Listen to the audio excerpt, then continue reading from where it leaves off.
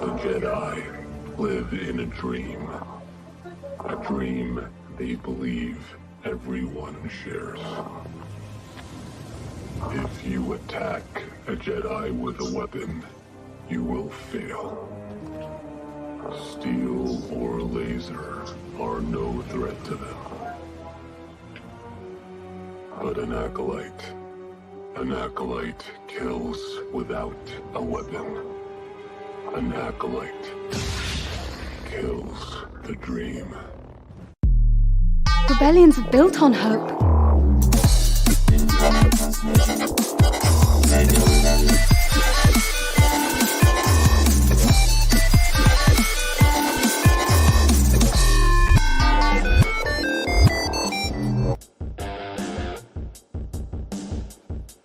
And welcome to another episode of Radio Rebellion, a Star Wars podcast. I'm your host, Alberto Calderon, and hopefully we didn't get copyrighted, but over there is our co-host, Oti Juan Kenowi, and join us for our first Acolyte special.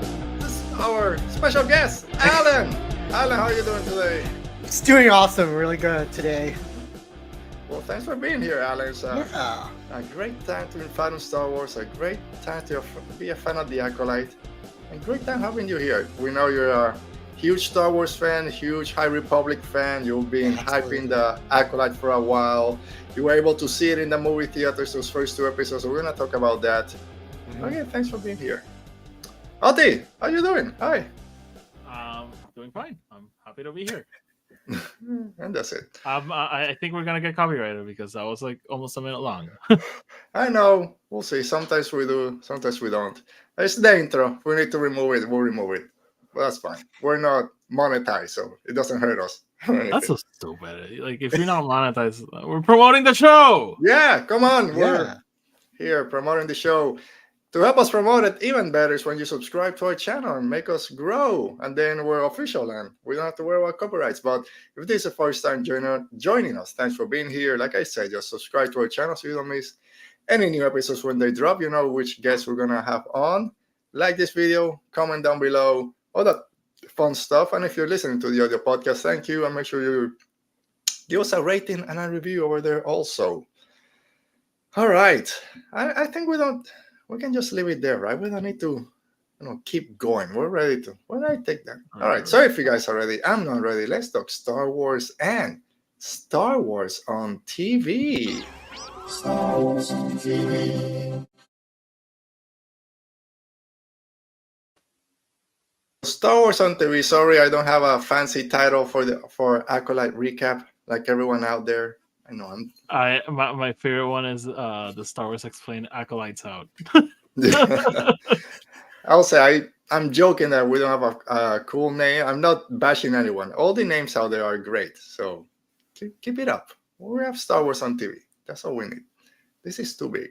Sorry, I'm gonna take this out. It's too. Anyway, so the first two episodes of the Acolyte drop finally after years of waiting for them. Lost, Found, and Revenge Justice finally came out. Before we start jumping and breaking everything down, Alan, I mentioned before we started, you got a chance to watch those two episodes in the movie theaters a couple of days before they drop officially on Disney Plus. How was that experience like? Oh yeah, it was an awesome experience. So here in California, they had it at the AMC theater over in Orange at the Block. So went right away, snagged up some tickets.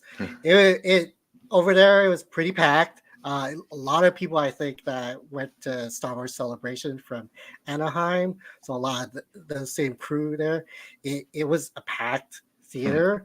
I brought my lightsaber. They had a little, if you saw my Instagram, you saw I was able to do the step and repeat.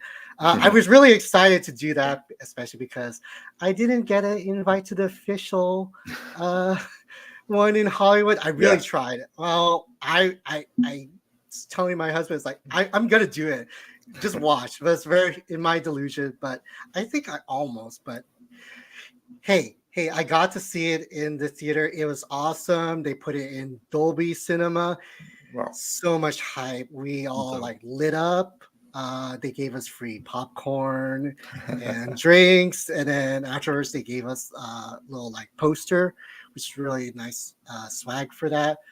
But like hearing the full sound and just that opening scene with May and Indara seeing that on the screen.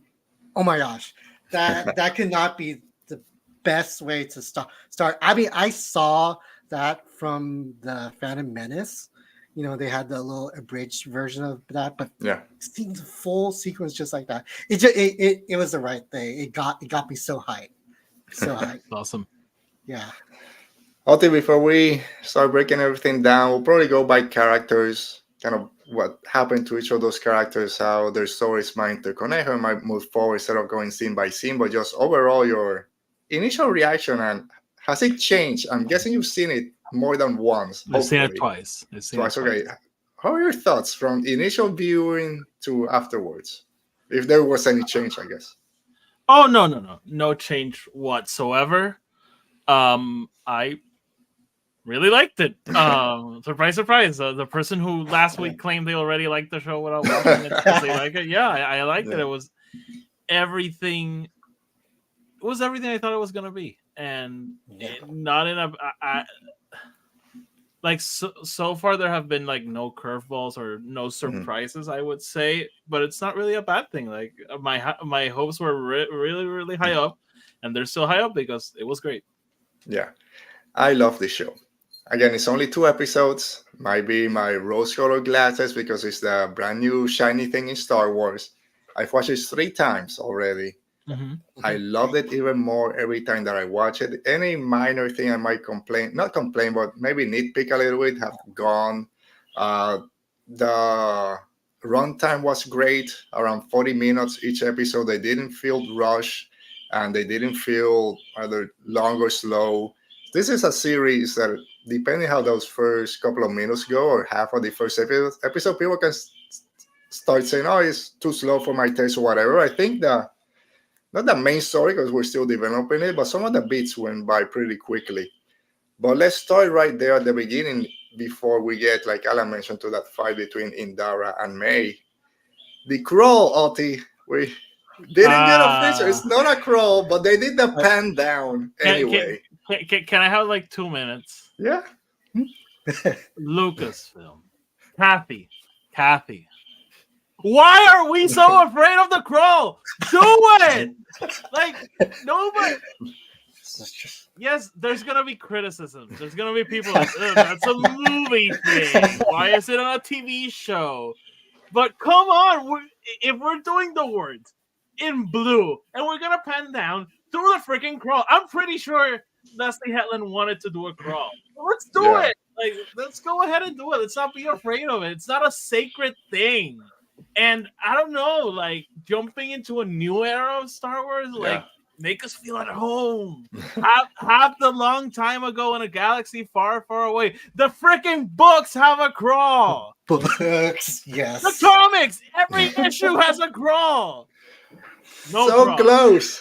Close. And you know what? When they did the pan down, I was like, "Oh, that's clever." Yeah. But come on, do it. Let's do you gotta it. I think that was maybe, like you said, she probably wanted a crawl, and they said, "Sorry, that's a movie thing." And she can at least get the pan down. Give me one win. I said, "Okay, we'll give you the pan, not the crawl. We'll do the solo thing, but not the official crawl." And this is a throwback to my Last Jedi review. I'm waiting for a pan to the side because it's always up or down. It's the pan to the side. It's just a character's face. Let's leave the camera there and have like a ship pass by. Yeah, you just have a face that, oh, scared me. Alan, no crawl, but we got the 3 paragraphs, and whatever it's clinging on is that phrase, "centuries without a war." And then Marcus wrote like, "Am I a joke to you guys? What's going on? Are you okay with it?" I guess you can. I mean, the Jedi are known to hide stuff, but you know, the thing about it is, this is the first Star Wars project that my husband, who has no background with the books, no background with Star Wars whatsoever, he can sort of get it right away. You don't. It will incite people, but you don't need any of that, I'm sure. So I think you don't need it justice yet. Yeah, I mean, I'm glad that we got something we talked about last week that at least give us something for people that are not familiar with the era to know where we're at. So we're 100 years before the rise of the empire, supposedly centuries without war. We'll see how the High Republic Phase 3 ends. And oh, that was a conflict. It wasn't a war. The Republic wasn't really kind of into it. It was just the Jedi and whatever. But go ahead, Dante. I'm usually the defender of inconsistencies, and you may want a conflicted. Half of the galaxy was taken over by the Nihil. Like it was a full-on coup. Yeah. Space We'll see. We'll Berlin see what Wall. happens. Was that Space Berlin Wall. literally? It's like if Germans like, oh, the 40s, that was a conflict. Yeah, we'll see. We'll see. But the music in the music for the crawl when it was kind of going and the pan down was great. Oh. And then throughout the whole episode, it was very Star Wars. I think Oti, you tweeted about it. Felt like Lucasfilm or John Williams type stuff. If someone told me they found audio clips that John Williams did not use, I would believe them, because at times I was like, is this like the prelude to the asteroid theme? But it that usually bugs me, by the way, because I want people to do different things. But here, I don't know, it made me feel at home, and I like it. Hi, Roberto. My only criticism is the same one I have with all the new Star Wars shows. Just give me the freaking Force theme. Just don't be afraid. When May stuck her hand out, just a little note and then let it fade away because she still doesn't have it. Mando is the only one that has used it, right? I mean, Kenobi had it at the end. Oh, right. And I think Ahsoka had it hidden when they're looking for Ahsoka after she falls in the water, and freaking Jason is like, I hear lightsabers. It's kind of hidden. Just give it to me. But apart from that, great music throughout the whole episode. Alan, what do you think? Let's go a little bit into the visual style, because this felt, I know that we've talked about it with Ahsoka and with some of the other shows, it felt like a movie. It's like, I don't know, I think it doesn't seem like a TV show. When you watch later Doctor Who, which we'll talk about it looks like a TV show. It's nothing bad. It's not a dig on it. This felt different. It had a little grainy kind of look to the film. Didn't look digital. Bunch of droids, a bunch of colors. The streets were packed with people. There's vendors. There's speeders going by. Feel like a lived-in world. Did you had that feeling when you're watching it, Alan, both in the theaters and then, I guess for you who watch it in the theaters, did it seem like a movie, or was it a TV show just put on the big screen?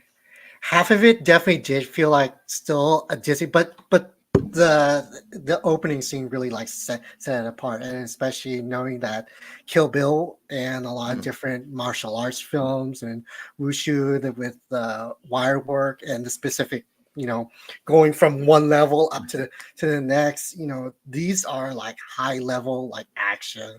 So I was really impressed with that. Even my husband was like really enthralled by all the fight scenes.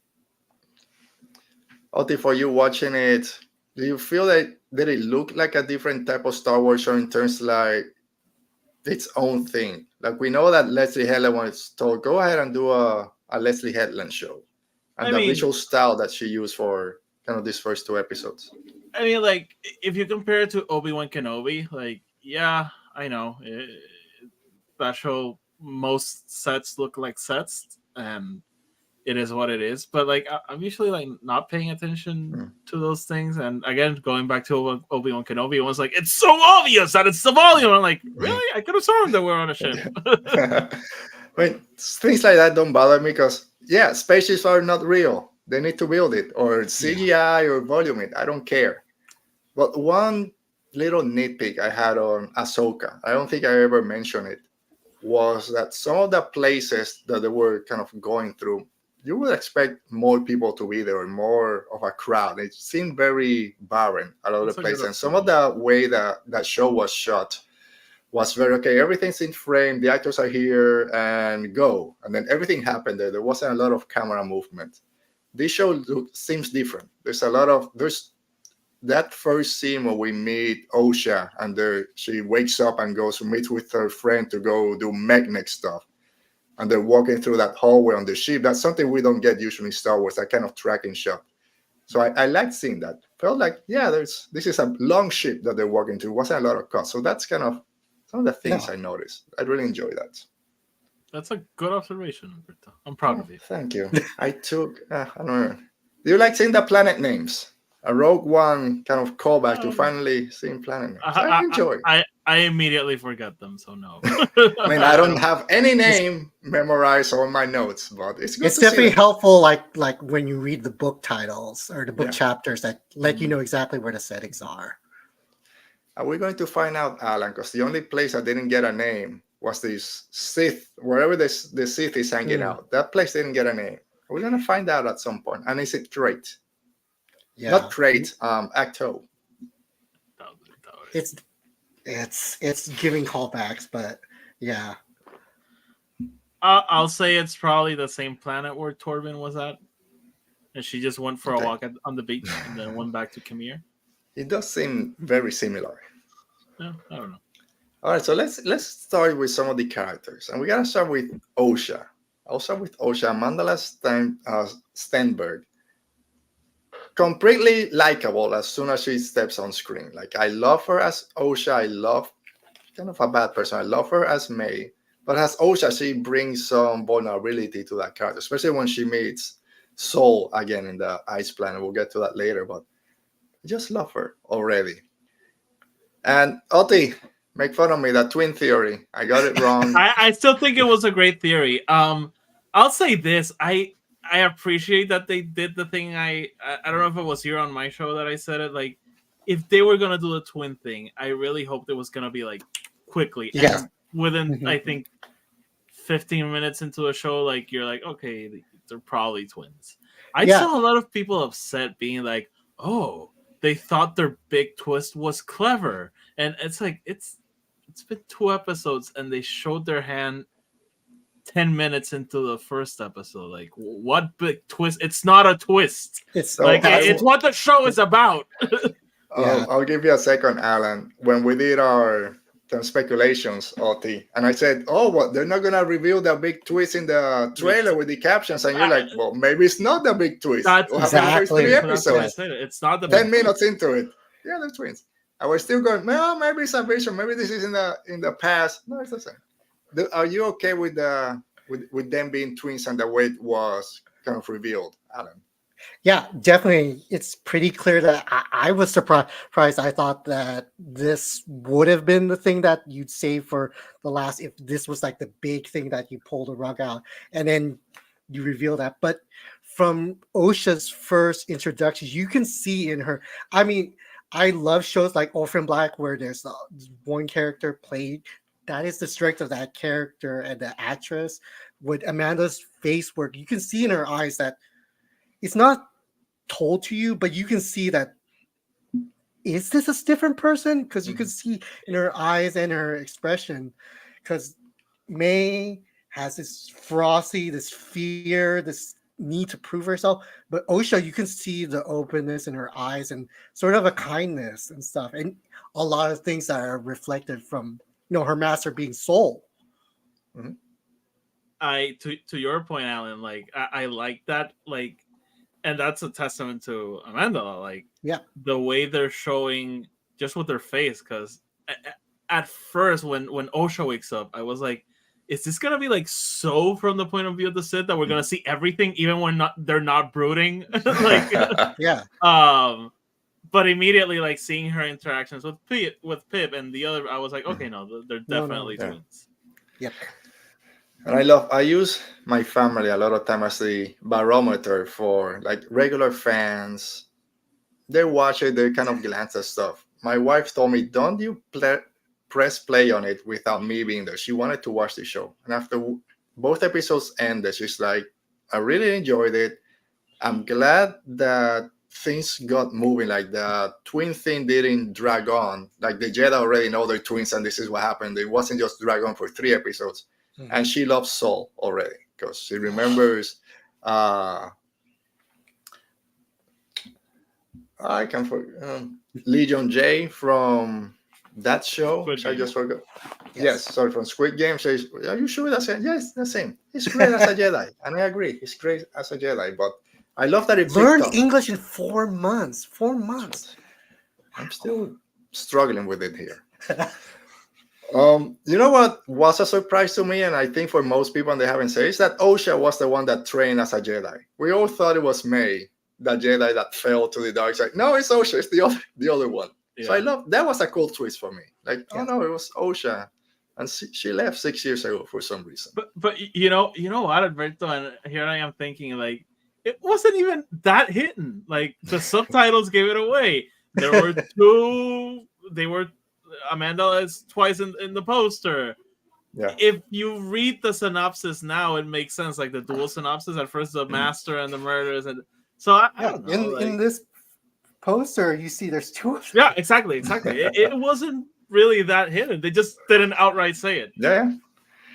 Well, that's great. And I hope, do you think, I'm getting ahead of myself, but she hasn't used the Force or trained as a Jedi for 6 years. We find out she left the Jedi Order 6 years ago. She tried using the Force to grab Pip in that scene. Is this kind of foreshadowing similar to Sabine in Ahsoka that by the end, hopefully, of season 1, she'll use the Force. And I'm going to be grinning just like this. That's a Star Wars trope. Like, I think every show needs to have that. Yeah. Do you think, Alan, that I don't know if by the end, we kind of all agree that she'll use the Force at some point this season. Do you think she'll rejoin the Jedi Order at some point between now and when the show ends in 3 or 4 years or seasons? Do you think she might rejoin the Order?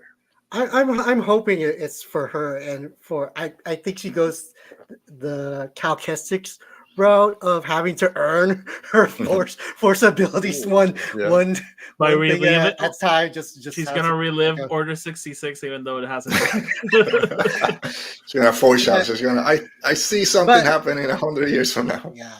Yeah. No, like one thing right away that I noticed as far as with the Force that you get to see how terrible Force visions are for whoever is coming out of it. She wakes up in a panic, breathy, just like how Anakin was tormented. But that's the only thing.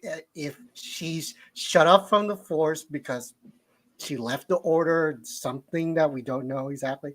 If everything else she can't do, but her Force visions are still affecting her, we see just how bad and how traumatic. Like this is a burden for any Jedi to have, to be able to see something so terrible and not really know how to grapple with that.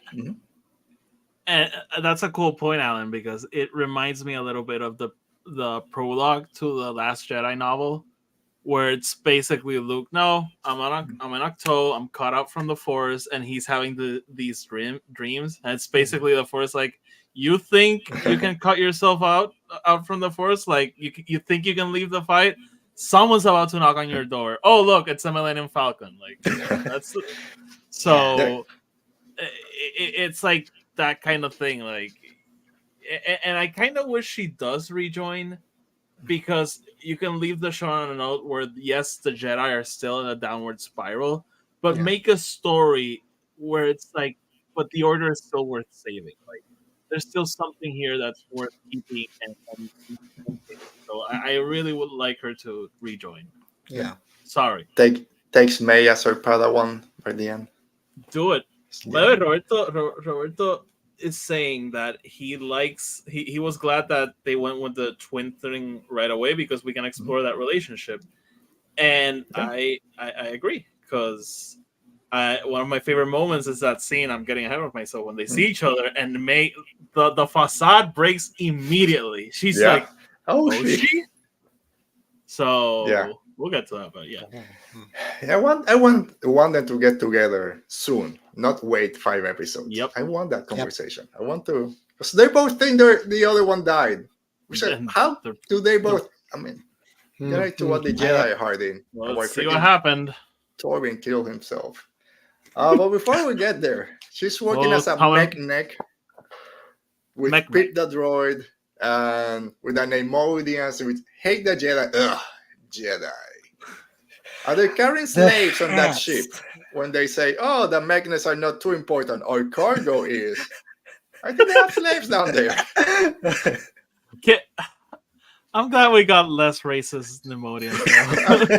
I Just was waiting. silly like, hats, silly people. When I went to rewatch Phantom Menace and they were like, "Oh, the sand," I was like, "Oh, George, come on." So I was Without glad. the rule of the sand. They look great. I hope they come back. You build those puppets or whatever for a 2-minute scene. Just bring them back. They look great with their giant freaking hats. And I love, by the way, we're setting up the conflict. Like, Yeah. I know they have the Republic has their laws, but we're the Trade Federation. We do whatever we want. Yeah.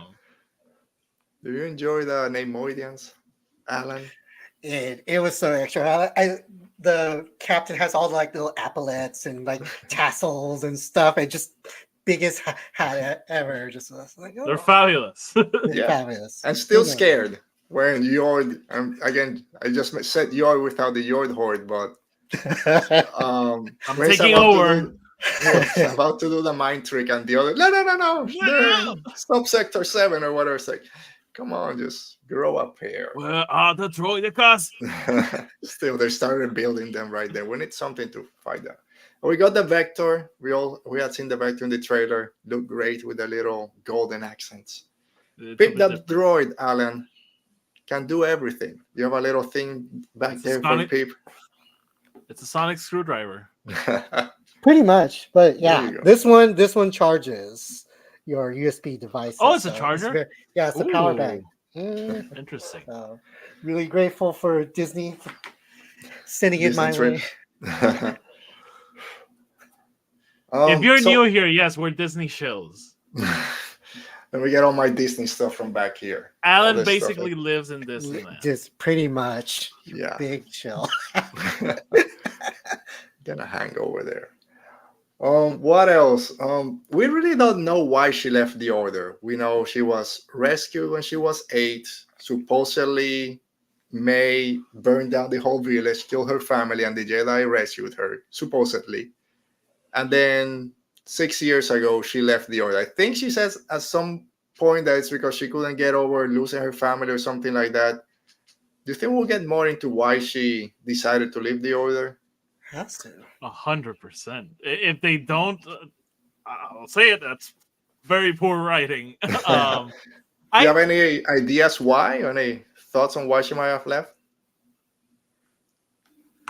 I think maybe she clearly has resentment for May because she even shoots her. But did she miss on purpose? And she shoots her twice, so I don't know. And she does mention like when May started the fire that killed my entire family, so maybe she just couldn't get over that. Even though she thought May was dead. I'm sorry to twist your question, Alberto, but I have a different question. I found it interesting when Indara is fighting May and she removes the mouthpiece. It's you. And that was interesting because Osha and Indara knew each other. Mm-hmm. And I'm guessing they kind of had a relationship because apparently Indara had a role. She counseled her or something, and that ended up with her leaving. But I think like if she knew it was Osha, she would have been like, Osha? Not like it's you. So I don't know. Like maybe I'm looking too much into it. In that moment when she pulls down, you see the exactly the swirls. So she knows it's May then. I would say. What are they hiding? Everything is here at this point. Which is what I said. Almost all my theories are already out the window, and I love it because I don't know anything that's going to happen right now. It's the Yoda guidebook. Hide everything. Yeah. Never admit to your mistakes. Failure is not the greatest teacher. You hide it. Yeah. They're already hiding things. And I'm, again, getting ahead of myself. But when Vernestra tells Saul, hey, we gotta keep it on the wraps that one of our own killed a Jedi Master because now our enemies are going to use this against us. So we gotta keep it on the wraps and move quick. Political. I'm so Yeah, disappointed in Vern. But you know what? Still, in Geo's kind of fell in the same trap. So like yeah, Master, like Apprentice, like Master. I don't know. yeah. Maybe. Surprised no one has said, really, she had to take down the master to know who it was? It's like, in COVID, we didn't know who anyone was when you take the mask off. There was like, and going off topic, someone in my work that I visited like 5 or 6 times in a year period and with mask and yeah, burned the evidence. Hey Tony. And the first time I saw him, he saw me without the mask. He didn't know who I was. I'm like, am I lying to you? I was here 2 weeks My ago. favorite thing of COVID was that no one recognized me with them. Yeah. No one cared who I was until. All right.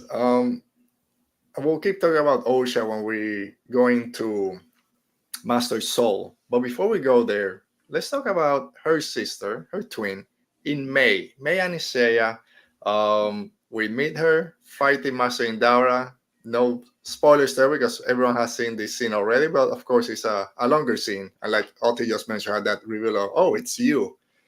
Great action sequence in that scene, and then of course in her fight with Soul. But I find it very interesting that May's looking for 4 Jedi Masters out of nowhere, right? As the 2 episodes go on, we understand a little bit more of why.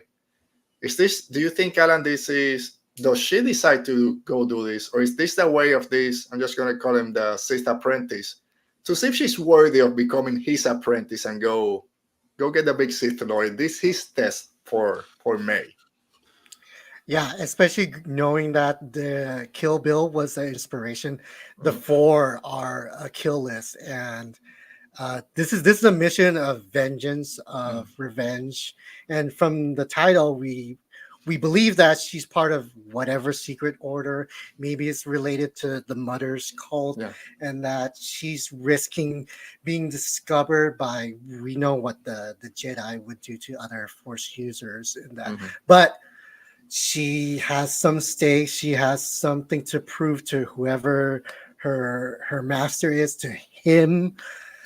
She has to follow through. An acolyte kills without a weapon, steel or lasers. Nothing can kill a Jedi. That is so interesting. Even like thinking about actually how she does ultimately kill Indara with a blade with a weapon, but I think the deeper meaning, I'll go into it a little bit. Killing without a weapon doesn't necessarily mean something directly.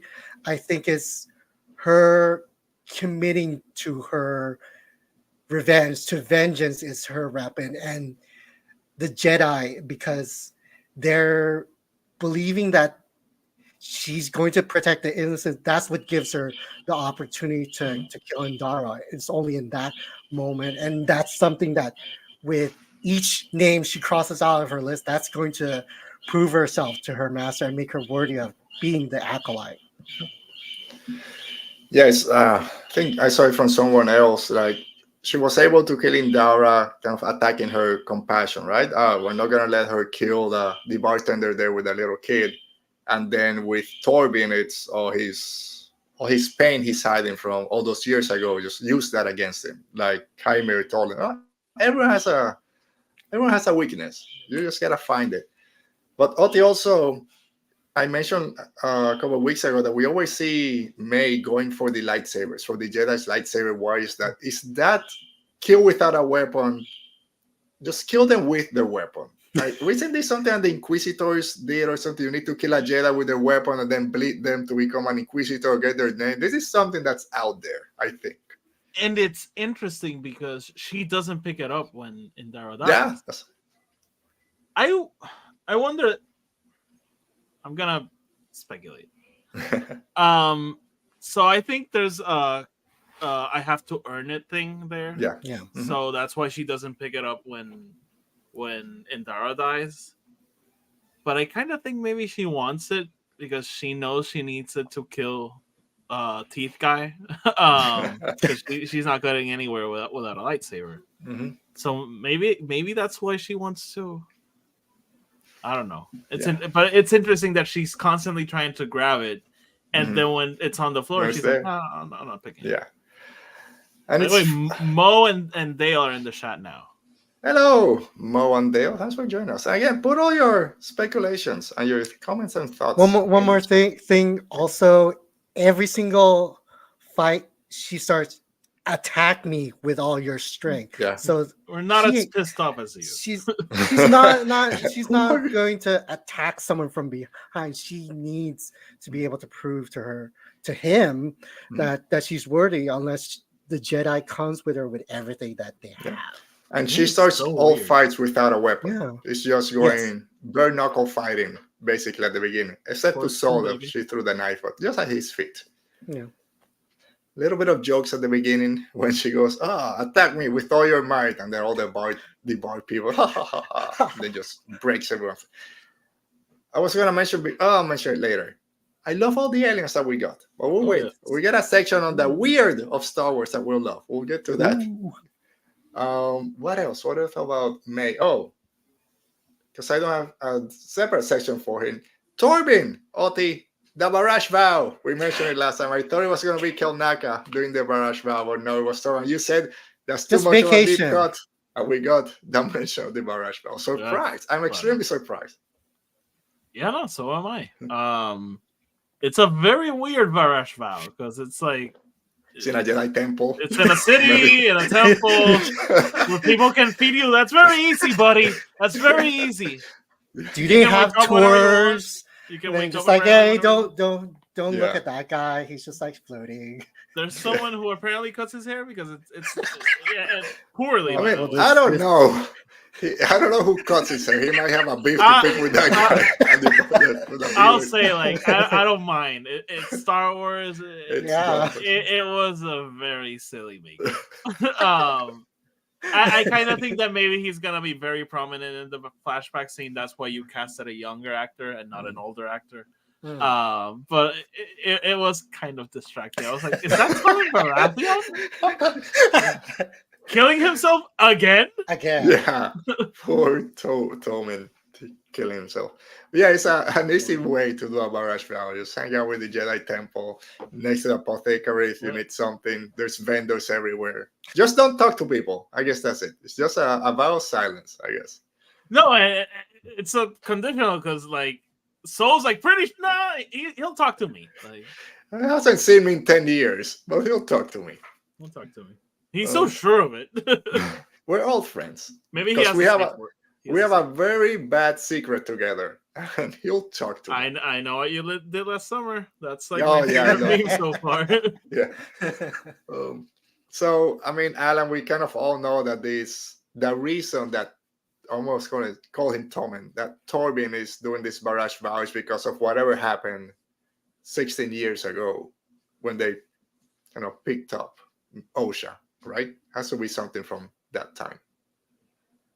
Yeah, it definitely has to be something from that. It's very interesting, just the weight of everything. So it's very cool seeing that this version of the Barrage Vow is just like he's completely shielded. Even you can't punch, can't throw anything. I don't know if they have to, like, when he does have to eat or anything, they have to like but I guess it can. It's just not talking to anyone. It can just as long as he doesn't have to talk. And he needs to give that technique to all the Jedi out there. Just build a barrier, no one can penetrate it. We need that. Did you find? I found it very interesting that both of the twins think the other one is dead. Like Osha thinks that May burned down everything, and then May thinks that Osha's dead. How? I don't know. I'm guessing she blames the Jedi. It's the easiest thing to say right now. So I wanna, like you said, Oti, like Torben's gonna be very prominent in the flashbacks. We think those flashbacks. I think we're gonna get a couple of episodes just on flashback because like half the story happened back then, right? They released a teaser, a couple of days ago, and I wish I hadn't watched it. At first, it was just like old scenes from the first two episodes, but then they cut to next episodes, and There were quite a few flashbacks. Yeah. Flashbacks. Like Soul with the different haircut, Indara was back. So I saw one person. Oh, really? Carrie Ann Moss? She's dead already? It's like, Dude, shut up.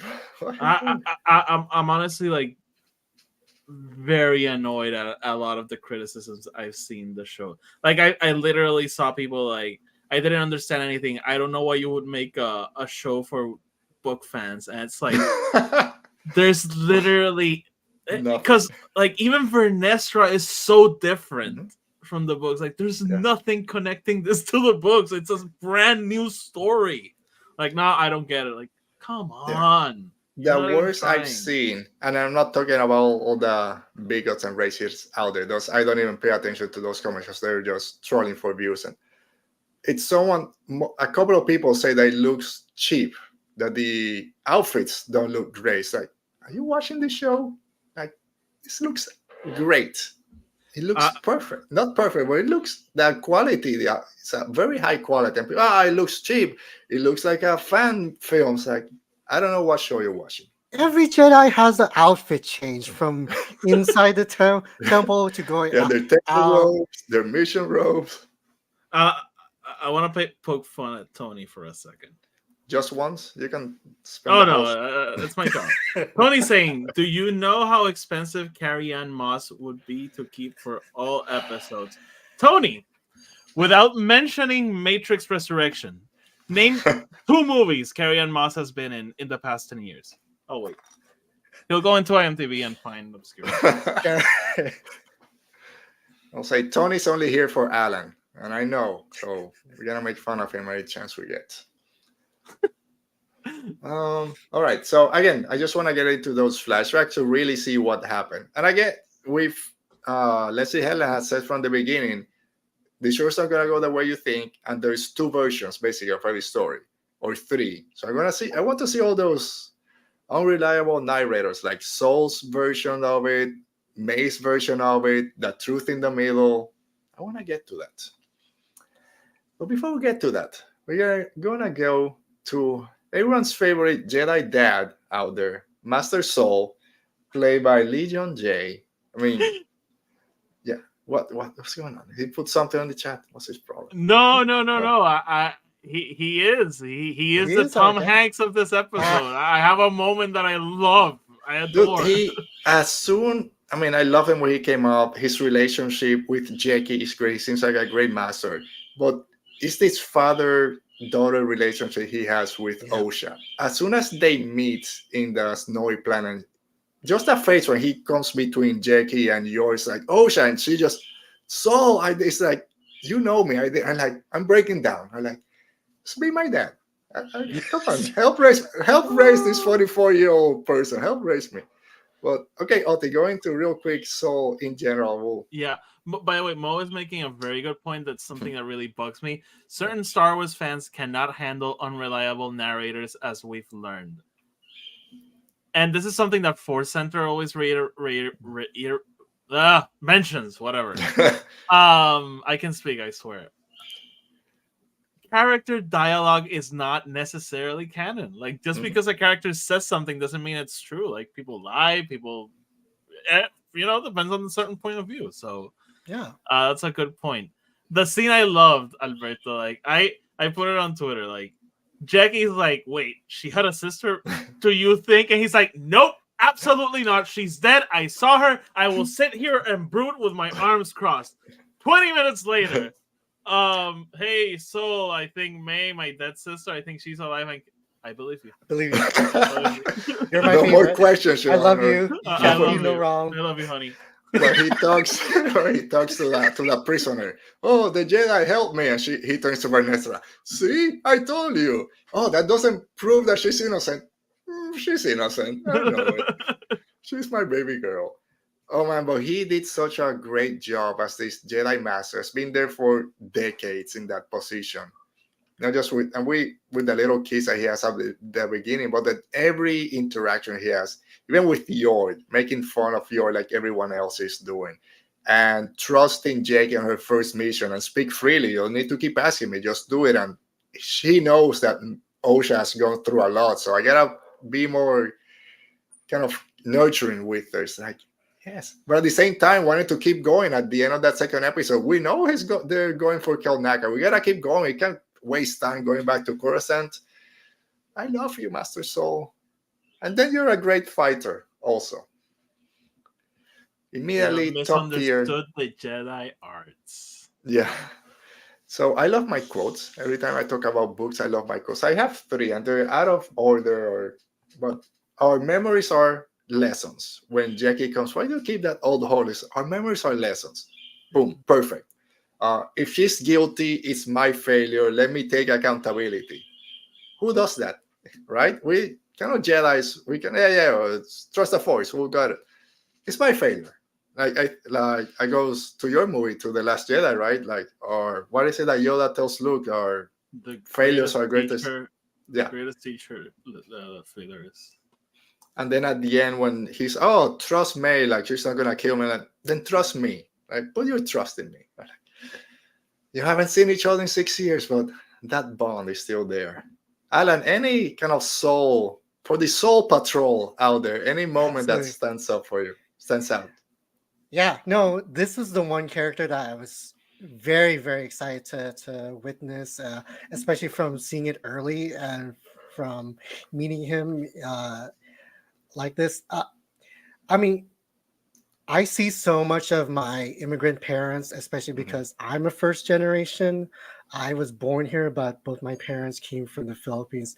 So much of his face, his mannerism, the way that he talks and crosses his arm and just like a sigh and stuff. So, okay, there's this very specific interaction that I had with my mother a couple of weeks ago. So my younger sister just had her second child, and we were just like sort of like meeting the little newborn. I was helping washing some dishes, and my mother, we just like very close. I'm just like, while I'm washing, and then everything, soap is everywhere. I just like, give quick little hug and stuff, and then so she sort of pulls my arm up, and she's just like, "What's that?" Like, Mommy, I've shown you that this is my tattoo. I mean, I love it. This is my favorite tattoo. My Pride Stellan Geo's tattoo. Yeah. But so she's like, I wish you would. I hope you don't get any more tattoos. So remember that. So when Osha has her mech neck, she said, "What's that? Oh, this is Pip. This is Pip." And then, no, what's that? So, it's a tattoo, and you don't like it. It doesn't matter what I say. But it does. It is such an Asian pair, especially because the generation, the culture is different, especially with language and stuff, because they're bilingual. They have so much things that are being said. I don't understand Tagalog, but I can get the tonality when she's talking about me or my sibling, and like she doesn't like this or that, or whether she's looking at me in the eye. So when I see Soul, when he's talking about Soul, about Osha or May, I see so much of both my parents in that. And one other thing, my dad does this so many times when asking for us, he'll cycle through my siblings. We're different ages. The whole go. Leslie, no, wait, Chris, no, Alan. I think we're getting deliberate amounts of switching around from Soul. He is, when he says, "No, I saw May die," and you can see where his eyes are going. Is he looking at Jackie? Is he remembering? I know that there's something deeper, and that's going to be the big twist. Yeah. The truth of what happened with the twins on Brendok, and what does it relate to the four Jedi there. And it's interesting that he says that line, like, it's impossible because I saw it. Saw her. I saw it. literally 2 scenes before, he's telling the kids like, your eyes will deceive you. Like, close your eyes. What are you feeling? That's the Jedi thing, right? So I'm dying to know if there's like, maybe he was misled. Maybe he's like the one Jedi who's not really aware of what's happening or something. It could be a Ashley Olsen thing. Just switch. You don't know. Right. Say hi to a new friend out there, Joseph Richie. Thanks for joining us. Saw us going live. It's fine. Thanks for being here, Joseph. Let us know. We're doing fine. Talking about the Acolyte. Do you think, going in that same kind of vein, are we going to have our hearts broken when we find out what really happened on Brendok? And if Saul had something to do with it, that we're here just kind of singing his praises, and then he unfortunately does something like, oh my God, how could Saul do this? And I'm not ready for that. So my big theory, like, I don't know exactly what happened. I think I think that's coming. I think Osha's going to be very disappointed. And I think it's Star Wars tropes. So I think there's gonna be a fight between them, like a discussion, and I think he's gonna bite it at some point, and that's maybe what's gonna drive her to like come back or something. Okay. Yeah, I'm afraid. Don't say that. Don't say that. Like, let's be honest. Like, I not to get into speculation for next week, but I think Kelnaka's dead. Like, quickly. I've been thinking, like, it has. So I think another Jedi is gonna die, and the only one left is Kelnaka before Saul. And Saul, at least we know, is gonna be there for a little bit more. And if Kelnaka bites it next week, it's a high probability, but I don't know. Also, let's move a little bit to Saul's current Padawan in Jeki and the Jeki Jam. I will do it together with the Jeki Jam and Yord and the Yord Horde, and how they have overtaken social media and the internet. I'll be honest, I'm done with it. I can't see any more Yord stuff. But dude, it went off. It's still going off. But Alan, just your thoughts on those two characters, and I guess how they're taking over social media, played by Daphne Keane and Charlie Barnett. Hey, walking in, you can see like it's the return of Eldar Man, just with this fresh looking. I mean, he presses everything. Looks like he can't sit correctly. Yeah. He's just like very butted down, just like cape flowing. This is a very fun character. From all the trailers, I was really interested in Yord, and this Jedi that follows the rules, very straight and narrow. I love those characters. I love those type of Jedi. And he seemed a little bit aloof. That first time, I'm like, what's going on, dude? All your suggestions are crap. No one wants them. But second and third time that I watched it wasn't, because I kind of expected what was coming, so it wasn't as jarring. I really enjoyed the character, apart from the fun we're having. I don't know, but yeah, it's like when we meet him, he's waiting for Osha. He stands. He's not sitting on his cape. He has to stand up and just let it fall and pressing his. He's wearing an earring, which is weird for a Jedi, but it's cool. But what are your thoughts on all this? I love Yord. He reminds me of my other special boy, Cyril Karn, in the same way that they are both massive losers and twerked and dorked, and I love them. Well, he's like when we heard the description for Yord, I was like, I'm not gonna like this character. He's gonna be annoying. When like I saw what it's like, I was like, this guy's such a loser. I love him. I'm obsessed with him. Like I'm fully on board with the Yord Horde. Like, that's my jam. Like I'm not into the Jeki Jam, but I do love like a moment for Jeki, like when she's like, "Oh, there's nothing. He's Yord." Yeah. I really like the character Jeki. This Padawan that's really sure of herself. We talked about it, Otis. It kind of reminded of a young Ahsoka with our description we got from Leslie Helen. It feels like it. But I love the relationship that she has with Yord. It's the sibling type of relationship. It reminded me, for some reason, Lisa and Bart Simpson. Like the younger kid is the one that's together, keeps everything together, and the older one doesn't know what's going on, just being all crazy. Reminded me of Lisa and Bart. And that scene, yeah. No, finish it. No, just when he's, and I'm gonna go there with my blaster, I'm gonna stun him, and then or we can just stand there and be done with it, and that's what we're gonna do. We'll go with the Padawan. He's like, He reminds me.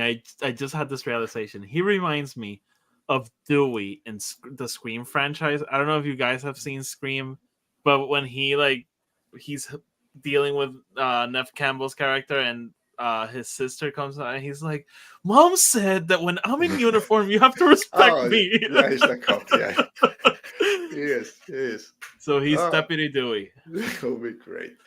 But man, give it to Star Wars fans. And someone else posted, all the memes, like part of the fandom, quote unquote fandom, just arguing about stupid stuff, while 3/4 of us are just making Yord memes for 3 days, just having fun, while people are yelling at each other about fire in space, and we're like, "Yeah, you're so dumb."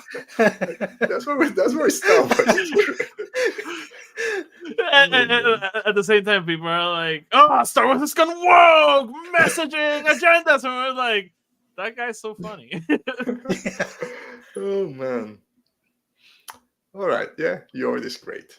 He wants to just go and finish. The chat has caught fire. All right, what do you have over there? Space. Joseph Ritchie is asking, do they mutually agree to this cover-up? Yes, I all four, right? Yeah, all four. I think I said that maybe Soul wasn't in the loop. I think they're all in the loop. I think they all know what they did last. Because Soul tells Renesra, me and Indara saved Osha. She sees us as her protectors, I think. There's no reason for her to go kill Indara. So if there's a cover-up, he has to be a part of it. Unless, like you said, he wasn't there and they tell him, yeah, this is what happened. And he kind of fell in line. But so we gotta get there. And if I call May a Jedi, I'm sorry. I misspoke. I meant Osha. There's twins. Twins are throwing me off. Twins are the same people. We all know this. Yeah. All right, so let's go to Qimir, Manny Jacinto. And we're just going to jump into it. The Professor new Quirrell. theory... Harry Potter fan. Professor Quirrell for Harry Potter fans. No? Okay. Yeah. Next time. We'll get to that next time. Okay, fine. That's it. That's the new theory everyone has out there. Is he I'm calling him Sith apprentice. Is that him just playing the drunken, aloof person, and actually he's pulling the strings for May? He seems to know a lot about May and Osha. He found out what Kolnaka was. He's making this poison. Is he more to him that meets the eyes? Okay, we'll start with you. When you were watching it, before you started seeing any theories out, when you were watching the show, did that jump up that he might be someone else, or he's just a little fun character? No, while I was watching it, that moment when he's like, the master with this, I was like, are you the master? Dun, dun, dun, dun, dun, dun, dun, dun, dun, dun, dun. No, okay, no master. Okay. I just have this fob watch for no reason at all. He doesn't know he's a master. This is Doctor Who talk. I'm sorry. We're like 15 minutes away from him. Yeah. I think there's more to him. Or maybe he's just an acolyte. If he's not the master or the apprentice, he's the actual acolyte because he's just hanging out with them. I thought that maybe him and May were competing at some point. Like maybe he has his own plan to then be the follower of this Sith. But while I was watching, I'll be honest, I didn't pick up on any of it. I'm like, yeah, he's helping her for some reason. So I don't know what his deal is with May and the Sith. It has to be something else, but I don't know what it is. Never did it caught my eye that, maybe he's the Sith Lord out there pulling the strings, which would be a great reveal. I don't like that. Now this is in my head, and if it happens to be there, of course. But it's good. Do you think this, Alan? Do you think he might be the puppet master, at least for May right now? Yeah, I definitely think he's definitely in the contenders for choices. You see that in his face when he does eventually see, when they go through the Jedi plan to have Osha switch in, and then he's Which was a terrible plan, I'll say. No Oh, prep, nothing. No They just prep. go, hi. She didn't hello." even know how to approach him. She's like, Yeah. hello. like Yord's over there laughing. I told you it wasn't She's like, gonna Told work. you. You should hi, have gone with- hi. Oh, Yeah. hi. And that scene, Alan, was great. Like, props to Manny Jacinto. That moment when he's like, "You look just like him." He's scary too. Yeah. Yes, that's Only to immediately switch to bumbling in it, like, "Oh, I don't know don't anything." shoot me. But also, so at that point, it's like, okay, he's playing them. But I Yeah. kind of think he wasn't, because May was pissed off at him. He's like, "Bro, you played me." Yeah. So I don't know. I don't know what's know. his deal. I mean, great thing about this show. There's so many unknowns right now. Who's playing who's hiding the truth on 20 different levels. The Jedi, the Sith, everyone's playing each other. So it's great out there. So hopefully we'll find out more about Qimir soon. Real quick, Dale. Oh, Dale. I'm following the chat. I'm just not gonna put every single comment up. But hey, guys, have your conversation. I'm reading that. And if you say something interesting, I'll put it up. Oh man, Dale wants to. Dale's always picking up fight with me. All right. So we talked already a little bit about Carrion Moss and Master Indara and Vernestra Rowe, Rebecca Henderson. I love hearing officially Master Vernestra Rowe being set on a live action show. It's great. Lovely character. Again, one of my favorites from the High Republic. I had some like concerns of how the character was gonna move from the page to the screen. I love the way Rebecca is playing her. But I still, does it feel like Vernestra? It's been 100 years or 150. I don't know whatever phase 3 is at this point. She's at a very different point in her life during the 5D Storm and Temptation of the Force to how we see her here. Again, it's been 100 years. We don't know what happened. Again, we'll see. But I'm enjoying it. I'm happy to see Vernestra in all her green glory. You know what? I'm gonna be that guy. I think it was a mistake to make her Vernestra. I'm not upset or anything. Yeah. Vernestra is one of my favorite High Republic characters. So I'm excited to see her on screen. I'm excited to see that light whip in action. But like, I'm constantly like trying to reconcile in my head, is that Vernestra? Yeah. Like for real? Yeah. And again, it's been 100 years. There's a lot of stories to tell for her, but I don't know. It's kind of hard for me to reconcile that moment with our political enemies. I'm like, that's so not Vern. Like again, I know she's 16 at that point. I know people change. I get it, but it's kind of weird. Oh man! By the way, Joseph Ricci is saying that there are a lot of Easter eggs in these 2 episodes, and I'm pretty sure there are. So if you guys have your favorites, just let us know and we'll pop them up. Yeah. I'm terrible with Easter eggs, but I constantly miss them. Yeah, that's why. Anyway, what else do I have? Also found it. I don't know. When that first fight between May and Indara, I think Indara says something to, the Jedi don't kill or don't fight anyone that's unarmed, and May's like, do you? Which then goes probably back to the past, to the flashbacks we're gonna get. So very interesting, that little thing. But right, Oti, some of our favorite stuff in Star Wars is when it gets weird and stupid. And I think there was a lot of weird Star Wars in this episode. And it all goes to that prison ship, that prison transport ship. All those prisoners were so weird. We got that guy with the tongue on his head, the little visor guy, Jedi killer, and the other guy, the droid chairs. Cool. The droid chairs were awesome. Yeah. Do you have a favorite weird moment, at least from that scene, which was a great scene? I think my favorite weirdos in these 2 episodes were the chairs, 2, those. It was that scene basically. Like watching it. Sorry. The face hugger also. The face hugger. It felt so Star Wars for me. Mm-hmm. Like seeing that set and seeing everything. Like it.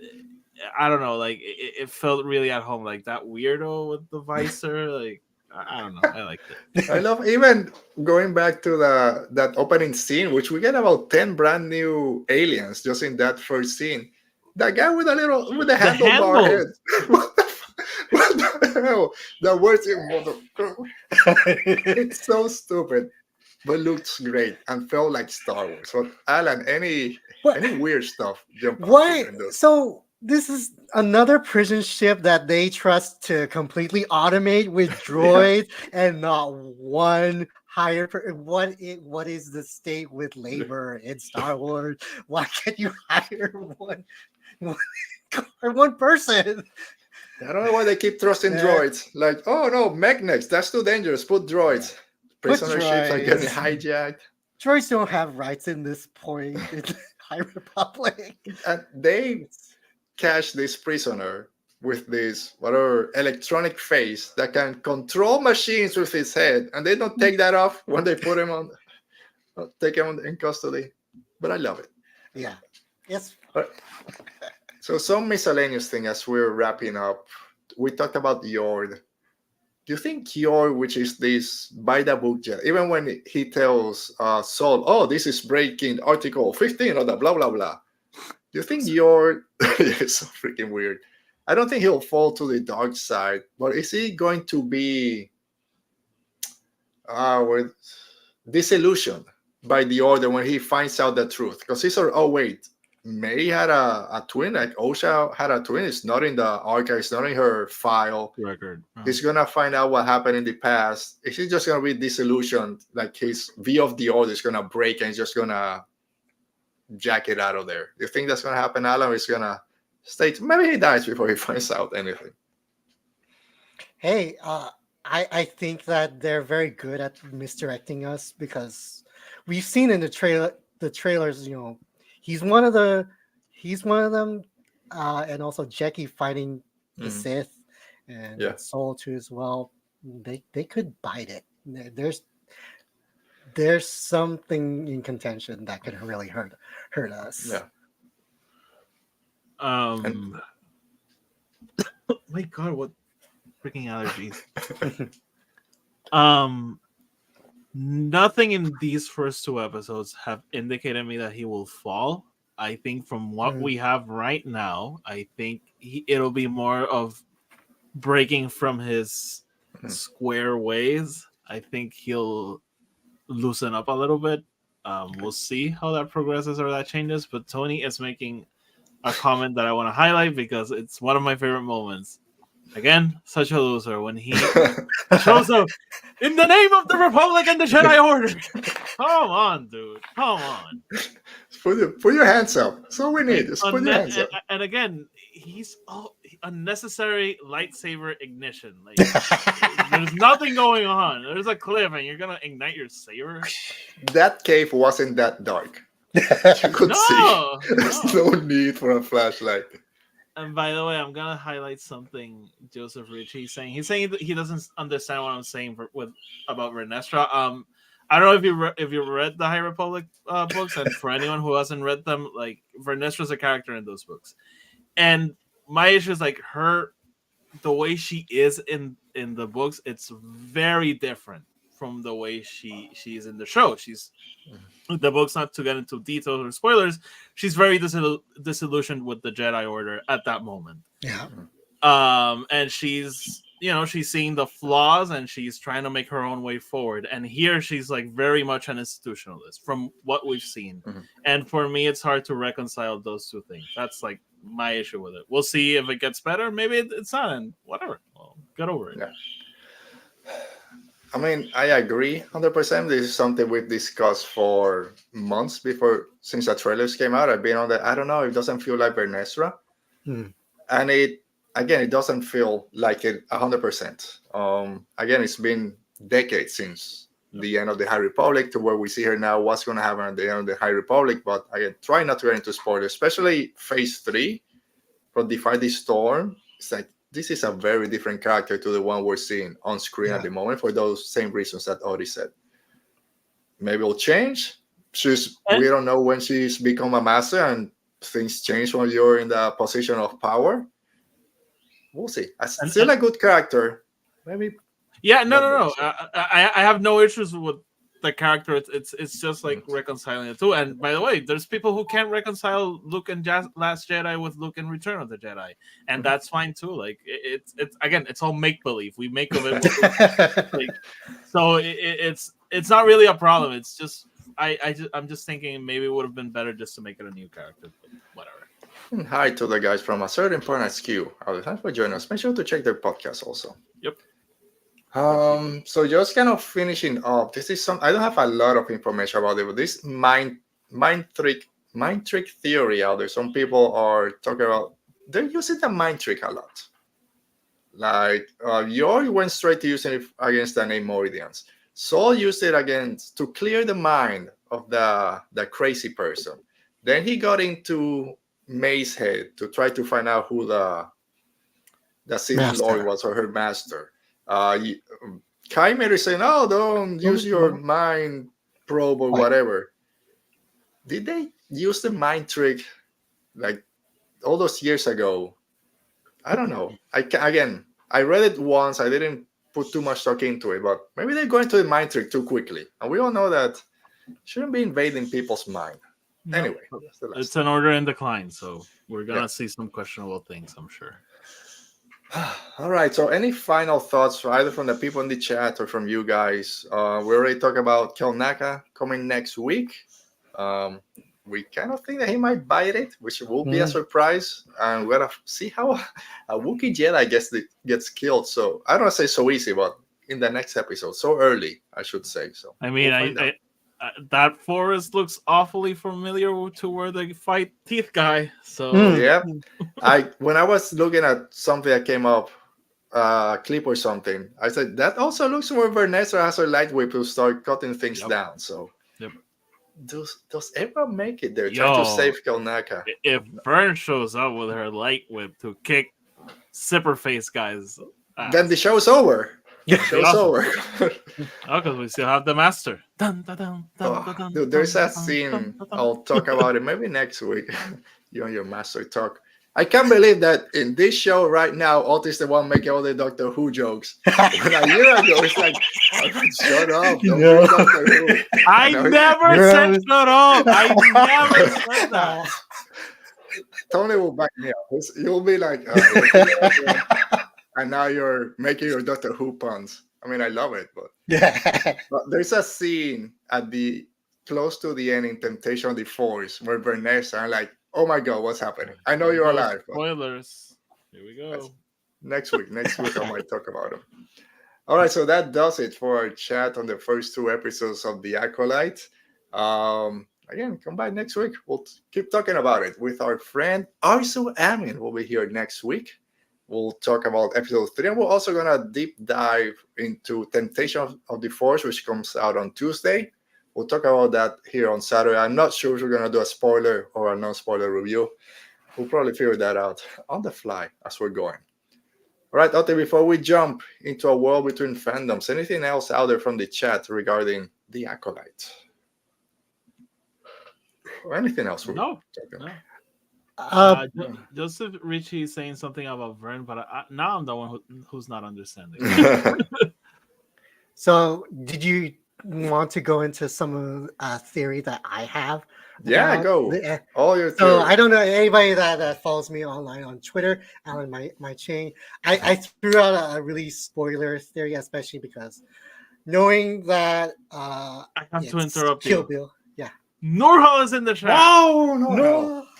Norhal will be here live in a couple of weeks also. Will I be here? I think so. I think you're missing Arzu next week, and then Lauren Romo from the Galactic Podcast. I'm missing Lauren. No, we're missing Lauren. Sorry, you'll be here for Norhal, I think. Anyway, sorry, Alan. What's your theory? Sorry. I gotta tie it back to one of my favorite books from the High Republic, Into the Dark. The best. There's 4 Jedi, and we know that there's little Sithy things going around. There's 4 Sith statues. We don't know what happened to any of those guys. Means they could be related to the events on Brendok. We don't know if they're there, but if it's a Sithy thing, and we know how if you have twins, there might be a diet, there might be something very consequential that you know uh, the Jedi are bringing in to help with Osha and May because there's something going on, something very uncontrollable. We don't know whether we hear that May's the one that starts the fire, causes the rest of her family to, but we don't know if it's related to them being twins and being so powerful in the Force. If those four statues, we know that they're used to seal up a dark power, and they're required.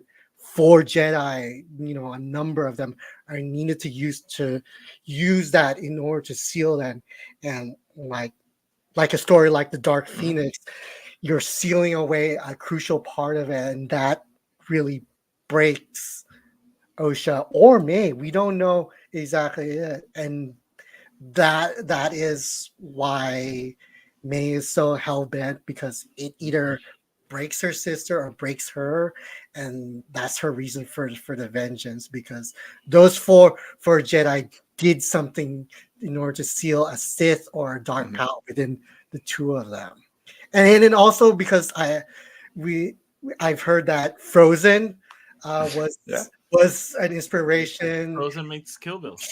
Conceal, don't feel, hide the power within. The Jedi could be used in order to conceal the power within the twins. I don't remember word by word, but there's also that poem they say to each other. As above. It kind of felt like, are you the same I give you person? We'll see. It's a lot. I mean, it's interesting.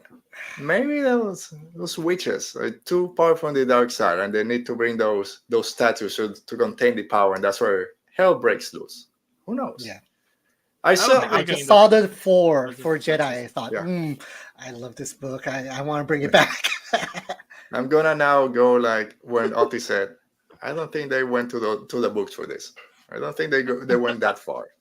Tony finally made a funny comment. Alan, you crazy son of a gun dart.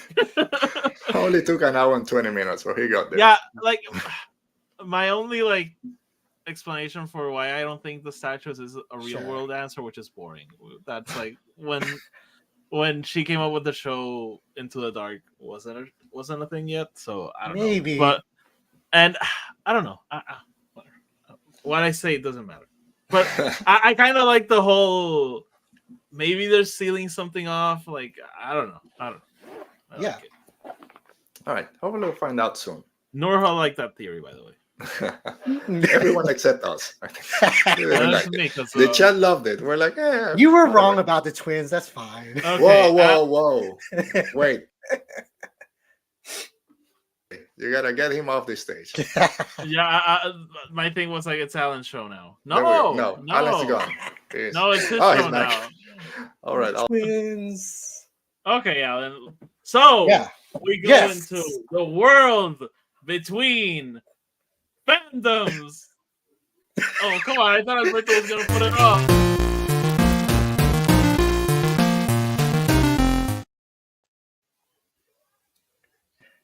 Sorry. I hit that wrong button. As always. I got there. So world between fandoms. Talking about what else? Doctor Who, Rogue.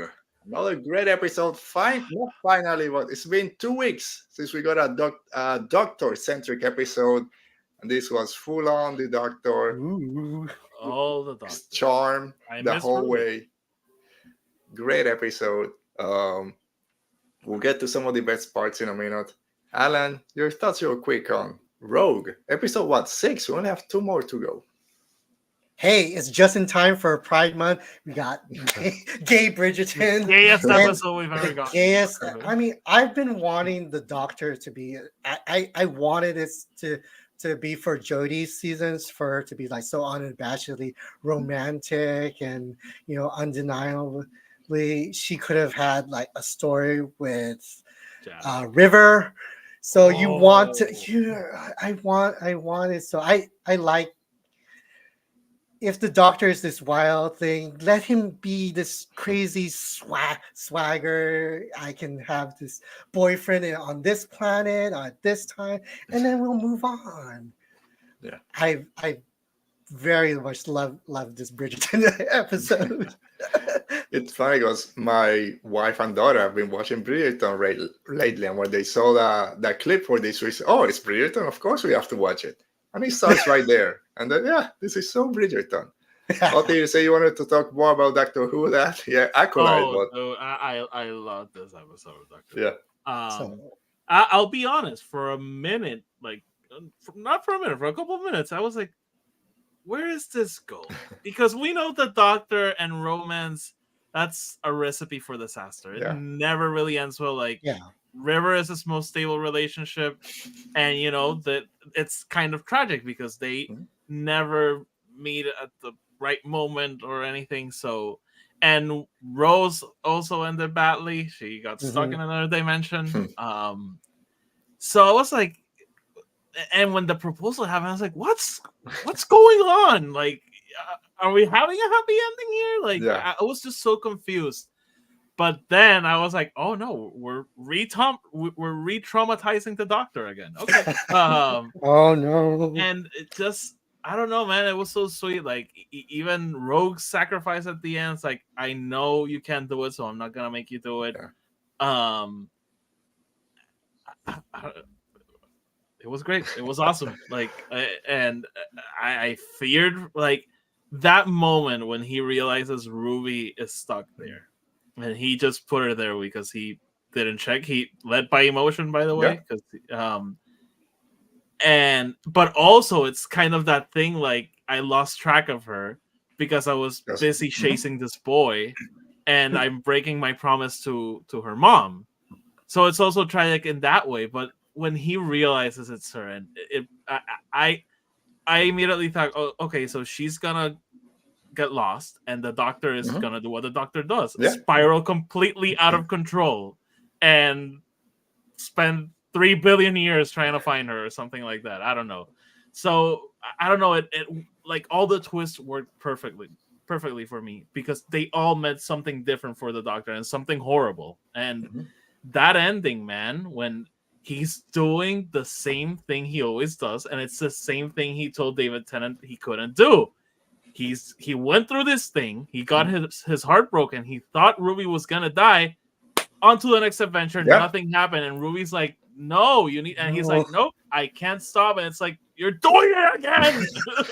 Dude, I thought immediately. I thought about you. How many times you said here on your show, "This is a different Doctor. He's out there with his emotion. He doesn't hide it. He's open." And in that moment, when he said, "No, we gotta keep going," I'm like, no, safety. He's doing it, but it worked. That ending, the way it got edited, just going to that promise that he made to Ruby's mom. That same time, like, crap, he's gonna lose her. He's gonna fall down, go to his other dimension. I thought he, at that point, was gonna be the one to say, "I'll find you," and then the next 2 episodes was gonna be him. But no, it was Rogue, which kind of easy, push Ruby out of the way and got into the trap. Find me. And like, oh, okay, you'll come back, Jack Harkness 2.2. We'll see you again. But that scene, and it's why I love Ncuti so much, he can go through all the emotions. When he gets pissed off and had, oh, how long can they live? Whatever, 600 years. Oh, perfect time for suffering or something. Okay, he's pissed. Here we go. And then when he realizes the real Ruby, and then he just breaks down. And then at the end, it's like, okay, we're done. We're just gonna keep going. It's like, how many emotions I go through in 15 minutes? Like, dude, chill. It was just great. By the way, I want to mention something very quickly. Tony, he texted me this, so he was amazed by it. He loved the cut to Carla, who's Ruby's mom. I was a little bit under the influence when I watched the episode, and when we hear her talk first and see the in the subtitles, it says Carla. Yeah.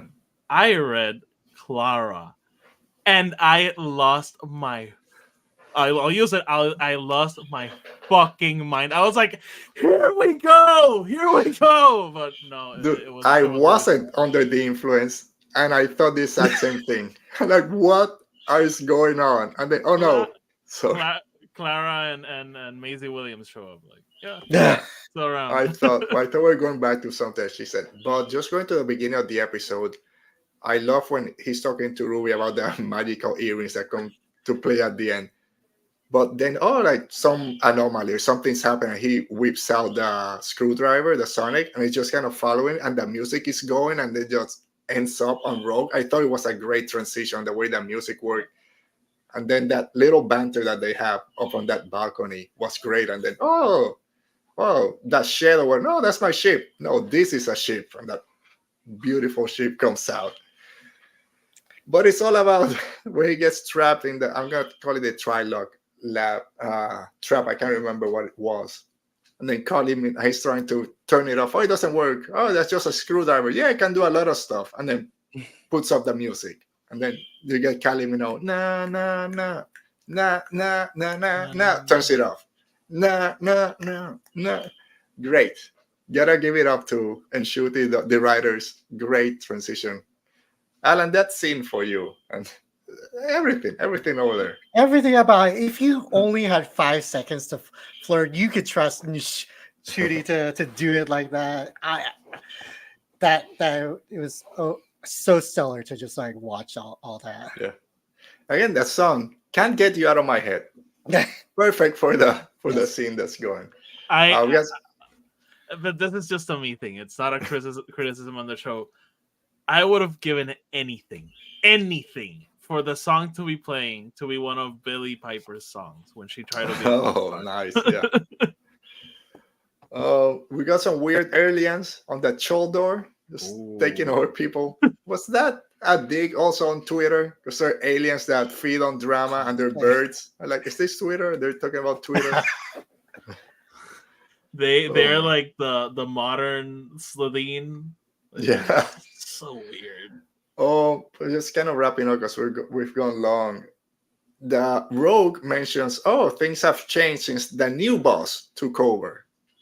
Is that the new boss from the Meeps boss? The Meeps. Everything's connected. Your friend Tony over there, he says everything's connected from 5 years ago. So it's probably someone. Tony has a theory. He doesn't have a theory. He's noticed something, and I don't know if you guys have noticed. He's saying that the sonic screwdriver is changing colors. Sometimes it's blue, sometimes it's red. Have you guys noticed that? Oh, now that you mention it, yes, because it was blue originally, but yesterday it was kind of red, pinkish. Yeah, it was different. Do you guys think that means anything? I haven't really thought about it. No idea. Tell me. You gotta see the doctor's emotions where he's using it. Ooh. But I also like that proposal scene because you don't know, is this a fake? They're playing when he runs out, or is he really? It works both ways. Yeah. Draco's reaction was like, "Oh crap, are you really proposing?" When he's outside, it's like, we played it off. But inside, it feels real. Yeah, and that's what I really like. Every single twist works in both directions. Because, man, I said it in the podcast. Russell T. Davis is freaking killing it. Like he's, and again, he wasn't a bad writer by any stretch of the imagination, but he's been phenomenal this season. Honestly, yeah. All right, Alan. Any final thoughts on this one? And as we're heading out for the, last 2 episodes next week, which is the Legend of Ruby Sunday or Ruby Road, and they're trying to figure out who the hell is. We're just waiting for the final twist. Yeah, that twist was. I mean, that twist. No, that teaser. It really reminded me of Bat Wolf. Like, Unit is coming back with your friend. Who? Kate. Kate. And Mel is coming back. Everyone's coming back. So and by the way, Rose is there. Oh yeah, Rose is showing up. Yeah. Quick mention: we get the obligatory scene of the Doctor with the faces of the other Doctor. Oh yeah. That was awesome. It was nice.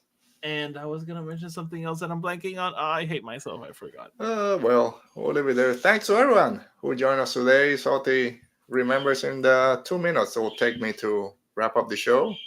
He'll say it. So thanks to everyone who joined the chat today. Like I mentioned, we'll be back next week with our friend Arsuamin talking the Acolyte episode 3. and breaking down Temptations of the Force. So you'll have about 5 days to read it before we talk about it. Thanks to Tony, That's not gonna Roberto. No, dude, did you get Defy the Storm versus still in Florida? I'll get it next week when I go to Florida. That's why you're out. You're flying to Florida. Just to get it. Norhal, Dale, Brennan, Joseph Richie, thanks for joining us. From a certain point Askew and everyone else that joined us today, thanks for being here. Make sure you hit that like button, subscribe, all that fun stuff. We'll be back next week. And that's it. So see you guys. Stay safe. Be safe. Thank you, Anna, for being here. May the Force be with you for light and life. Doctor. The doctor. Oh, I